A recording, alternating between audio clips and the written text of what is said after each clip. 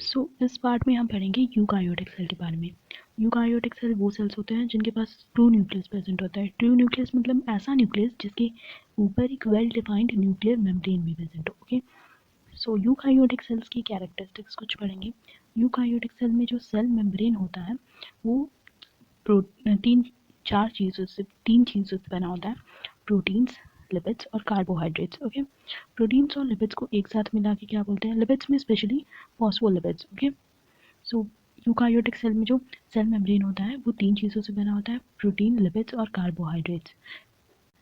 अब एक special composition mentioned है एनसीईआरटी में, वो है आरबीसी का सेल मेम्ब्रेन का कंपोजिशन। आरबीसी के सेल मेम्ब्रेन में जो 52% पार्ट होता है वो होता है प्रोटीन का, 40% पार्ट होता है लिपिड का। ओके, ये स्पेशली आरबीसी के सेल मेम्ब्रेन का ऑब्जर्वेशन है।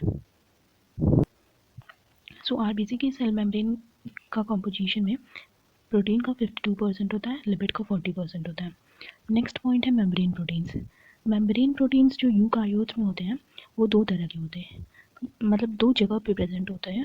On the basis of location उनको डिवाइड किया गया है। पहला है peripheral membrane proteins. Peripheral as the name suggest कि वो पेरीफेरी पे प्रेजेंट होंगे। पेरीफेरी मतलब किनारे की साइड पे प्रेजेंट होंगे। इंटीग्रल मतलब जो अंदर की साइड पे प्रेजेंट होंगे। Peripheral membrane proteins are present on the surface. और इंटीग्रल को भी दो पार्ट्स में डिवाइड किया गया है, एक जो कम्प्लीटली अंदर होते हैं, एक जो पार्शली अंदर होते हैं। कम्प्लीटली जो अंदर होते हैं उनको बोलते हैं टोटली बरिड, और जो पार्शली अंदर होते हैं उनको बोलते हैं पार्शली बरिड। ये वाला पॉइंट आई थिंक एनसीईआरटी में मेंशन नहीं है। ओके, सो आप पेरिफेरल और इंटीग्रल मेम्ब्रेन प्रोटीन से याद रखना बस। नेक्स्ट जो चीज़ आपको देखनी है वो है यूकारियोटिक सेल्स में प्लाज्मा मेम्ब्रेन किस तरह के होते हैं। सो यूकारियोटिक सेल्स में जो प्लाज्मा मेम्ब्रेन होते हैं वो सेलेक्टिवली परमिएबल होते हैं। सेलेक्टिवली परमिएबल मतलब कुछ कुछ चीज़ों के लिए बस परमिएबल होते हैं। ओके, फंक्शन क्या होता है प्लाज्मा मेम्ब्रेन का? ट्रांसपोर्ट करवाना मॉलिक्यूल्स को, मतलब कुछ मॉलिक्यूल्स को अंदर जाने देना, कुछ को बाहर ही रोक देना।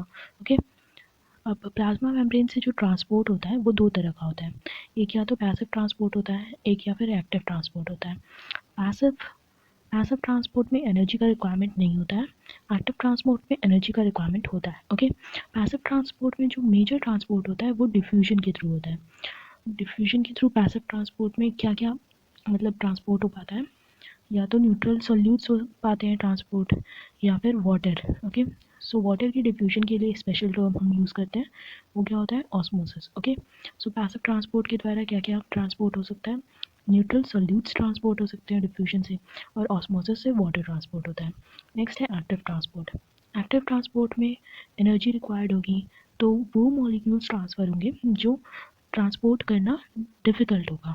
ओके, लाइक पोलर मॉलिक्यूल्स का सेल मेम्ब्रेन के अक्रॉस ट्रांसपोर्टेशन जो होता है वो थोड़ा डिफिकल्ट होता है, क्योंकि उनमें पोलैरिटी होती है। ओके, सो पोलर मॉलिक्यूल्स जो भी होते हैं उनका एक्टिव ट्रांसपोर्ट होता है। जो एक्टिव ट्रांसपोर्ट होता है वो स्पेशलाइज्ड कैरियर प्रोटीन्स के द्वारा होता है। ओके, एक्टिव ट्रांसपोर्ट में मॉलिक्यूल्स और आयंस जाते हैं अपनी कंसंट्रेशन ग्रेडियंट के अगेंस्ट।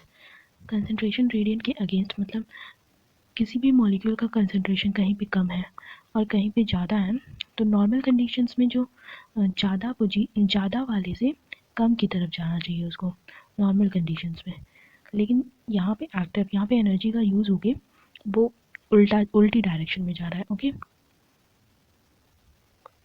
सो एक्टिव ट्रांसपोर्ट में जो ट्रांसपोर्ट होता है मॉलिक्यूल्स या फिर आइंस का, वो कंसंट्रेशन ग्रेडियंट के अगेंस्ट होता है।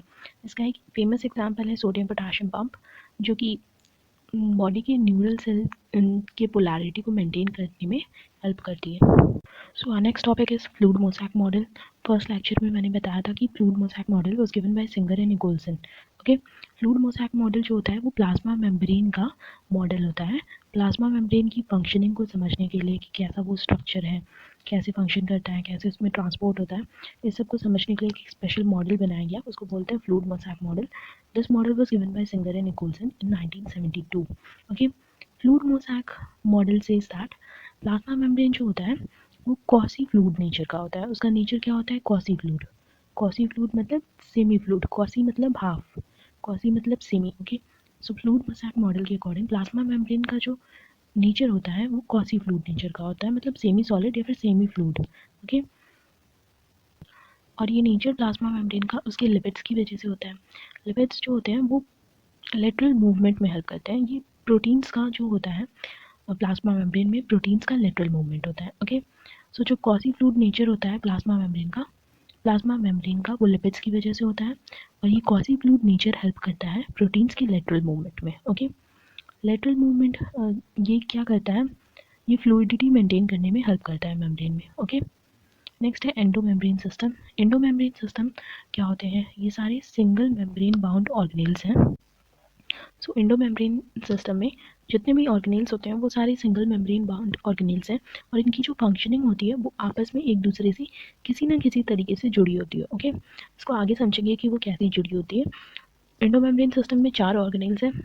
Okay, Golgi complex, lysosome, vacuole, और एक और होता है एंडोप्लाज्मिक रेटिकुलम। ओके, जो पहला होता है वो होता है एंडोप्लाज्मिक रेटिकुलम।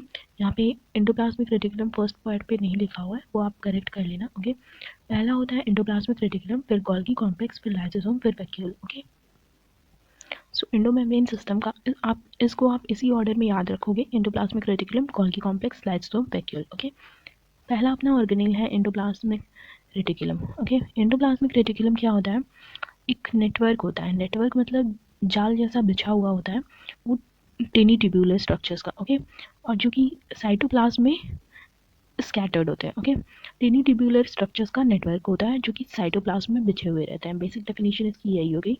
एंडोप्लाज्मिक रेटिकुलम का बेसिक डेफिनेशन क्या था कि वो नेटवर्क होता है टिनी ट्यूब्यूलर स्ट्रक्चर्स का जो कि साइटोप्लाज्म में बिछा हुआ होता है। बेसिक डेफिनेशन इसका यही है। ओके, सो एंडोप्लाज्मिक रेटिकुलम को 2 पार्ट्स में डिवाइड किया गया है ऑन द बेसिस ऑफ उसका उसका जो सरफेस है वो कैसा है। ओके, पहला है रफ एंडोप्लाज्मिक रेटिकुलम, दूसरा है स्मूथ एंडोप्लाज्मिक रेटिकुलम।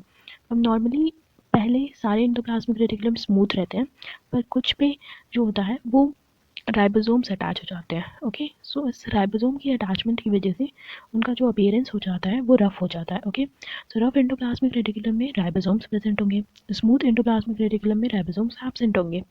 फंक्शन क्या होता है रफ एंडोप्लाज्मिक रेटिकुलम का, राइबोसोम का फंक्शन क्या था, प्रोटीन सिंथेसिस। सो रफ एंडोप्लाज्मिक रेटिकुलम का फंक्शन क्या होगा, protein synthesis. Okay, smooth endoplasmic reticulum का फंक्शन क्या होता है, लिपिड या फिर लिपिड की तरह के जो स्टेरॉयडल हार्मोन्स होते हैं उनका सिंथेसिस करता है ये। ओके, सो फंक्शन क्या हो गया स्मूथ एंडोप्लाज्मिक रेटिकुलम का, लिपिड या फिर लिपिड की तरह के स्टेरॉयडल हार्मोन्स का सिंथेसिस। सो रफ एंडोप्लाज्मिक रेटिकुलम का फंक्शन है protein synthesis, smooth endoplasmic reticulum का फंक्शन है लिपिड सिंथेसिस या फिर स्टेरॉयडल हार्मोन्स का सिंथेसिस। ओके, सो नेक्स्ट टॉपिक है अपना, इसमें जैसे सेल वॉल में कुछ स्ट्रक्चर्स होते हैं उनमें हरदम कन्फ्यूजन होता है। ओके, जैसे कि मिडल लेमेला क्या होता है, प्लाज्मोडेस्माटा क्या होता है, देखते हैं। सेल वॉल देखते हैं पहले, सेल वॉल कैसा होता है यूकारियोटिक सेल्स में।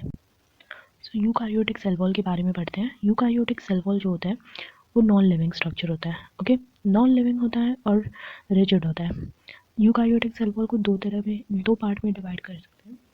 पहला है प्राइमरी, नेक्स्ट है सेकेंडरी। ओके, प्राइमरी जो होगा वो यंग होगा, सेकेंडरी जो होगा वो प्राइमरी से पहले का बना हुआ होगा और ज़्यादा मेच्योर होगा। ओके, अब फंक्शन देखते हैं क्या क्या होता है सेल वॉल का। फंक्शन क्या कर सेल वॉल का फंक्शन होता है सेल की शेप को मेंटेन करना। ओके, प्लस सेल को प्रोटेक्शन प्रोवाइड करना। रिजिड स्ट्रक्चर है तो जाहिर सी बात है सेल को प्रोटेक्शन प्रोवाइड करेगा। ओके, और एक सेल का दूसरे सेल से इंटरेक्शन बनाए रखना। एक सेल की दूसरे सेल से इंटरेक्शन को बनाए रखने के लिए जो स्ट्रक्चर रिस्पॉन्सिबल होता है उसको बोलते हैं प्लाज्मोडेस्माटा। ओके, प्लाज्मोडेस्माटा जो होता है वो जंक्शन होता है बिटवीन 2 सेल्स। ओके, और सेल वॉल जो होता है वो ऑल्सो बैरियर भी प्रोवाइड करता है। ओके, अब एल्गी में जो सेल वॉल होता है वो किस किस चीज़ का बना होता है, सेल्यूलोज, गैलेक्टेंस, मेनेंस और मिनरल्स। ओके, मेजर जो चीज़ें होती हैं एल्गी की सेल वॉल में वो होती हैं सेल्यूलोज, गैलेक्टेंस और मेनेंस। ओके,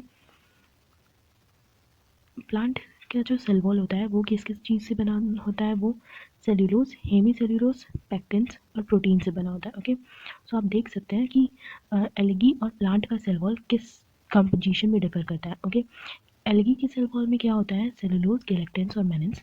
प्लांट की सेल वॉल में क्या होता है सेलुलोज, हेमी सेलुलोज, पैक्टिन्स और प्रोटीन्स। ओके, अब सेल में जो स्ट्रक्चर्स प्रेजेंट होते हैं सेल वॉल में वो है, पहला है प्लाज्मोडेस्माटा। जो कन्फ्यूजन होती है प्लाज्मोडेस्माटा और मिडल लेमेला के बीच में वो देखते हैं। पहला है प्लाज्मोडेस्माटा। आप इस इमेज में देख सकते हो जो दो सेल्स ये जो चीज़ आपको दिख रहा है ये सेल्स हैं सारी। सेल्स के बीच में जो रेड रेड पार्ट प्रेजेंट है वो है आपका middle lamella. Okay, middle lamella जो बनता है सेल्स, दो सेल्स के बीच में जो लेयर प्रेजेंट होती है या फिर जो चीज़ प्रेजेंट होता है उसको बोलते हैं middle lamella. Middle lamella is made up of calcium pectate. Okay, middle lamella किस चीज़ से बना होता है ये एनसीईआरटी में मेंशन्ड है। सो इस पे क्वेश्चंस बन सकते हैं कि मिडल लेमेला किस चीज़ से बना होता है।